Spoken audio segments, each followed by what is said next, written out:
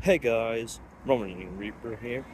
So as you can see, I'm outside the Odyssey. I'm going to head into Cineworld. I'm about to head in to see Megalopolis, of course the new film from Francis Ford Coppola. Megalopolis is Francis Ford Coppola's magnum opus. That's a fun little tongue twister for you to try. I'm about to head in to see this in IMAX, because Coppola, part of his conditions for getting the film out there was a prime IMAX release. So yeah, this is definitely going to be a very, very interesting experience. So definitely not going to be one to forget. Whether that's in a good way or a bad way, well, that remains to be seen. But there's only one way to find out. So I'm going to head in, get my snacks, get seated, and go see Megalopolis in IMAX.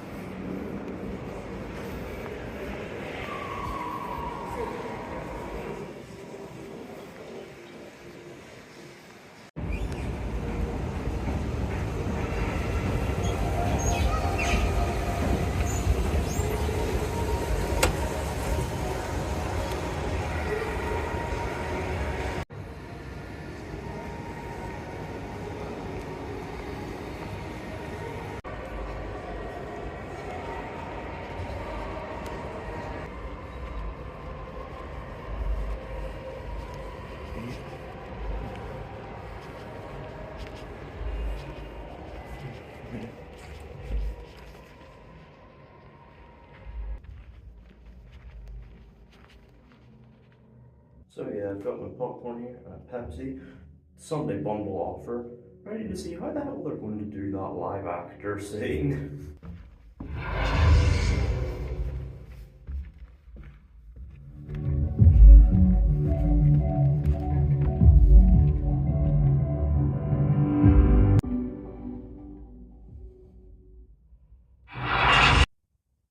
So yeah, Megalopolis. I am back from seeing it. This, of course, is Francis Ford Coppola's long-time passion project, of which he has tried to get off the ground for the best part of about 40 years, ultimately self-financing it to the tune of $120 million by selling off one of his wineries. Of course, it had its big world premiere at the Cannes Film Festival this year on, I believe, the opening day of the festival, where response was polarized. Some absolutely loved its wild creativity, and others just found it to be an absolute crock of nonsense, which honestly just got me even more excited to see it, just for the absolute madness that was in store for me. But is the film a wild and ambitious epic, or is it just a self-indulgent vanity project? Let's find out. So the film follows Caesar Catalina, an ambitious architect living in the city of New Rome. Caesar has pioneered an experimental material known as megalon, which also allows him to stop time. Caesar plans on using this material to transform New Rome into a thriving utopia known as Megalopolis. However, the road to this better future that Caesar has planned is definitely not going to come easily, because he faces direct opposition from Franklin Cicero, the mayor of New Rome. So, look, I have to address this right out of the gate because this film is, the kind of wild creative swing that really you could only take after a storied career spanning 5 decades. And it's definitely not going to be for everyone, but those on its wavelength will probably find a lot to connect to. As for me, it is absolutely insane. Like, Francis Ford Coppola has lost his mind, but I'm pretty sure I mostly enjoyed it. For one, narratively speaking, there's a lot to really dig into here. There's some really interesting ideas at play, sort of exploring the brutality and injustice that exists in modern society, and the costs of like reckless ambition and the questions that have to be asked in order to build a better future. Even if it never truly digs its nails into the real meat of these ideas, it is, impressive to see that this film has a lot on its mind, and even if it is incredibly overstuffed with ideas over its many chapters, leading to a narrative structure that is definitely a little messy. But man, you can't fault it for lack of creativity, that's for sure. And you get a lot of creativity from the film's visuals. And this is where you can definitely see where most of the budget went. And I say most because, man, there are some horrendous green screens here at points, but it's almost outnumbered by the sheer amount of just striking visuals on display.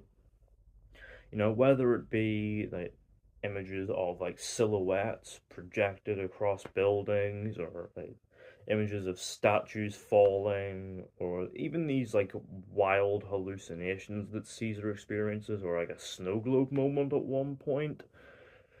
Yet the film's visuals are just absolutely brilliant, and they look gorgeous blown up on an IMAX screen. Like, seriously, if there is a reason that I recommend seeing this in IMAX, it is these. Like, seriously, to really truly appreciate these visuals, go see this on an IMAX screen while you can. Yeah, it's just a breathtaking visual experience. And of course, it's all sold by a actually fairly strong set of performances. Adam Driver does an excellent job as Caesar, very much selling the wild, reckless ambition and the toll that takes on him as he strives to create a better future no matter the risk.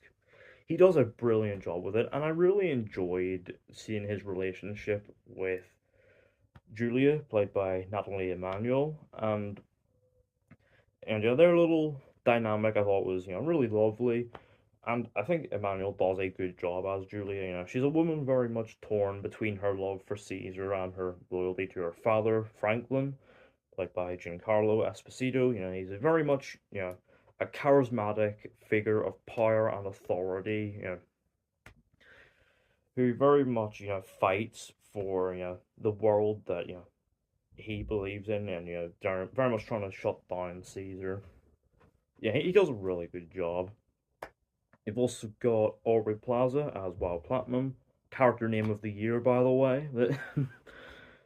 She's a woman driven by a lust for power, and Plaza really sells it.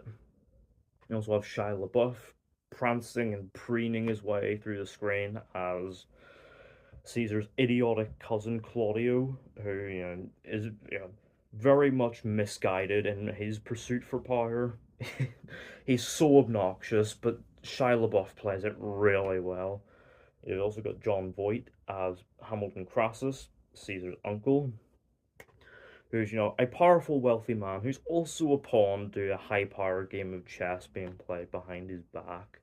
So yeah, there's a lot of really good performances here. Even if they are definitely hamstrung by some very goofy dialogue, sometimes intentionally so, sometimes leaning on being very clunky. But also, the overstuffing I think extends to the ensemble too, because there are characters here that don't really get to do much or are just kind of forgotten about altogether by the end.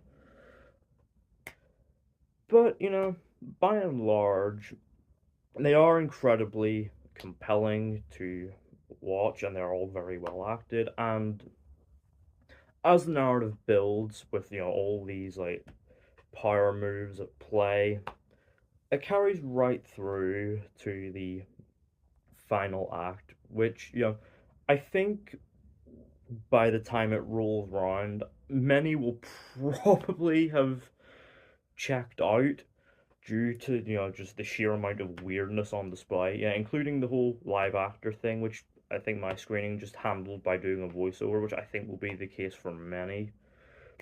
But those on the film's wavelength will definitely find, a lot of satisfying payoffs by the climax, whether it be the narrative payoffs or, just the individual character arcs. Those on board with it will probably, you know, leave feeling very happy. But overall, Megalopolis is heavily flawed, but I also respect the absolute hell out of its creativity. That I've, Francis Ford Coppola is clearly having a blast, taking an absolute huge swing and just going for broke. And yeah, overall, out of 10, Megalopolis gets a 6.5. So yeah, let me know down in the comments, have you seen Megalopolis? What did you think of it? Would you like to see more ambitious creative swings like this being taken in the future? And how did your screening handle the whole live actor element? Let me know all that down in the comments. Don't forget to hit the thumbs up button if you enjoyed. Don't forget to hit the subscribe button if you're new. And don't forget to turn on post notifications so you don't miss an upload.